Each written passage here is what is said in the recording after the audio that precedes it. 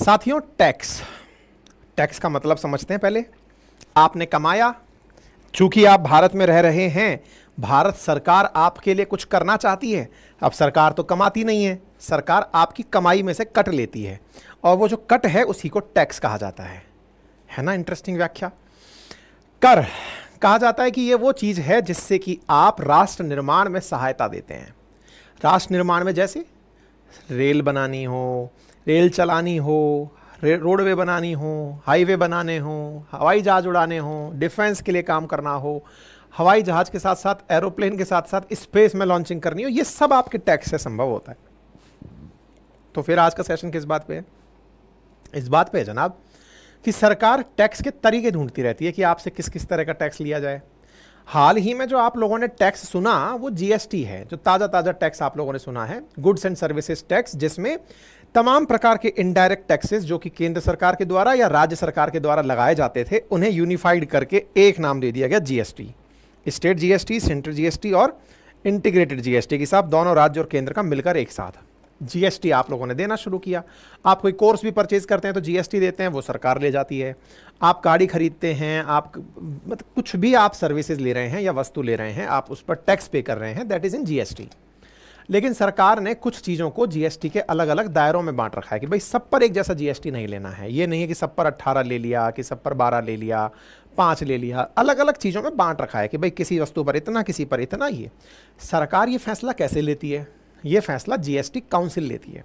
हाल ही में GST council की 54वीं council की बैठक हुई थी 9 तारीख को दिल्ली के अंदर। जीएसटी काउंसिल की उस बैठक में कुछ और टैक्सेस की चर्चा हुई, और उन टैक्सेस में चर्चा थी कि यदि कोई व्यक्ति 2000 रुपये से कम डिजिटल ट्रांजैक्शन करता है तो उससे 18% जीएसटी वसूला जाए। भाई साहब, ये जो चर्चा सुनने में आई, उसके बाद जो सोशल मीडिया पर कोहराम मचा, हद दर्जे का था। मतलब लोग अपने अपने तरीके की प्रतिक्रिया दे रहे हैं कि सरकार बख्श दो। मतलब 2000 रुपये, मतलब ये तो वो हो गया कि मैंने चाय के लिए 10 रुपये दिए, उसमें 2 रुपये मैं आपके पे करूंगा क्योंकि सरकार को देने हैं। 2000 से कम का ट्रांजैक्शन करना है तो भाई साहब ऐसे में बहुत बुरी तरह से सोशल मीडिया पर ट्रोलिंग होना शुरू हुआ, और इस बात की चर्चा होने लगी कि यार आप ऐसा सोच कैसे लेते हो?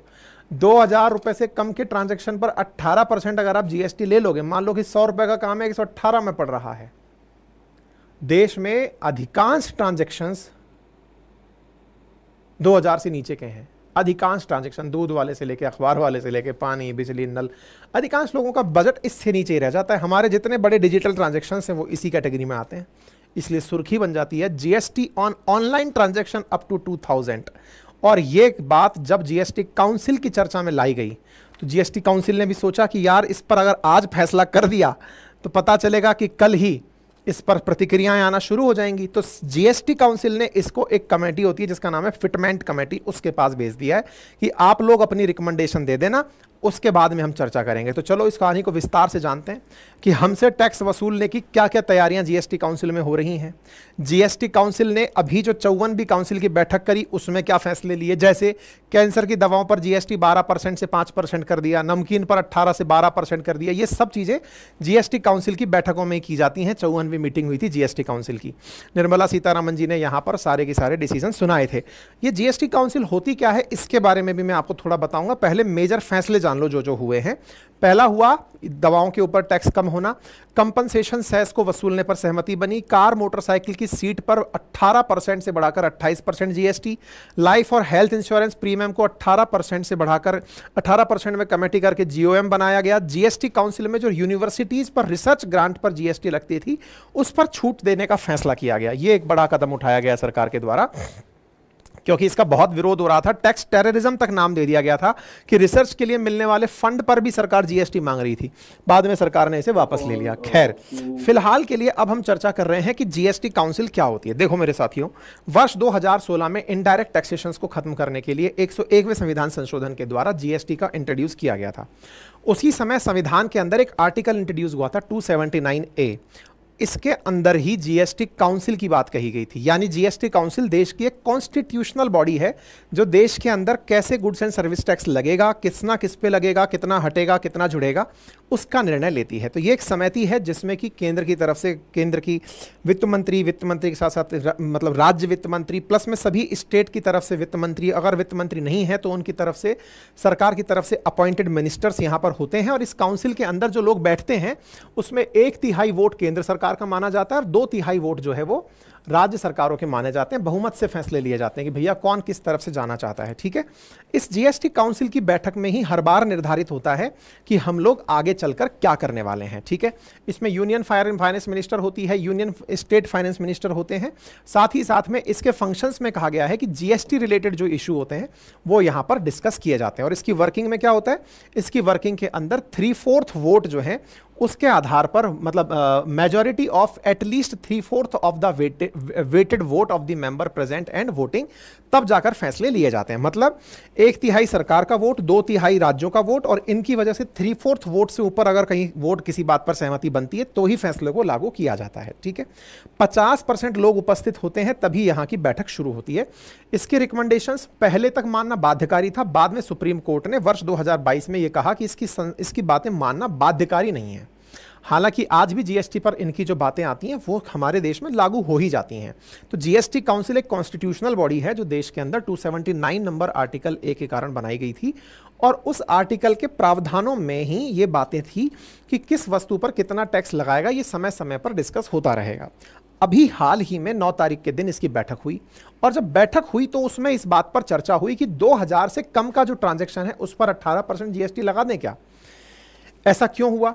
क्योंकि जब नोटबंदी हुई थी ना, उस समय सरकार ने 2000 से कम के जो ट्रांजैक्शंस थे उसके ऊपर टैक्स हटा दिया था कि भले भाई लोग जो हैं वो कैश में व्यापार ना करें और ज़्यादा से ज़्यादा ऑनलाइन ट्रांजैक्शन करें, credit card, debit card, internet payment या फिर यूपीआई, इसके थ्रू पेमेंट करें। बोले इसलिए इसको जीएसटी के दायरे से बाहर रखो।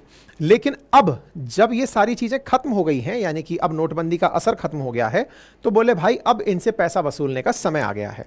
80% पेमेंट जो भारत के अंदर अभी हो रहे हैं वो 2000 से नीचे के होते हैं।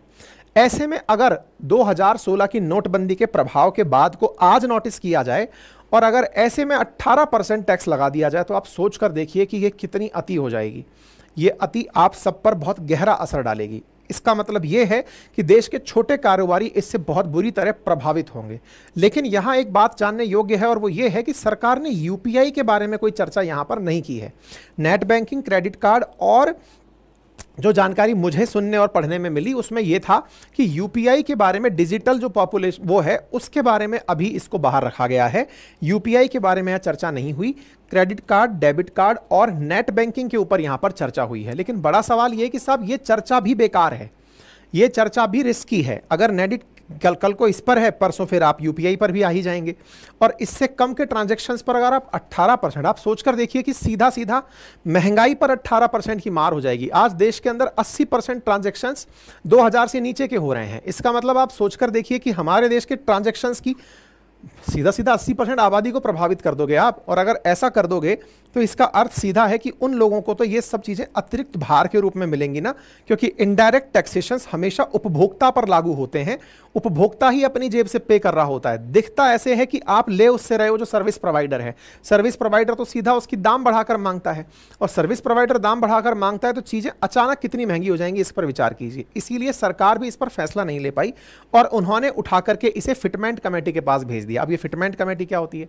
जैसे इस जीएसटी काउंसिल के अंदर तो नेता लोग आते हैं, फिटमेंट कमेटी में क्या होता है कि टैक्स डिपार्टमेंट से जुड़े अधिकारी लोग होते हैं, और वो अधिकारी लोग सरकार को इसकी वायबिलिटी बताते हैं कि सर क्या हम ये कर सकते हैं, क्या हम ये नहीं कर सकते। उन अधिकारियों को इस चीज की जिम्मेदारी दी जाती है कि आप लोग जो टैक्स डिपार्टमेंट से रिलेटेड लोग हैं वो इसकी उपादेयता के बारे में बताइए कि क्या ये पॉसिबल है, क्या ये फिजिबल है।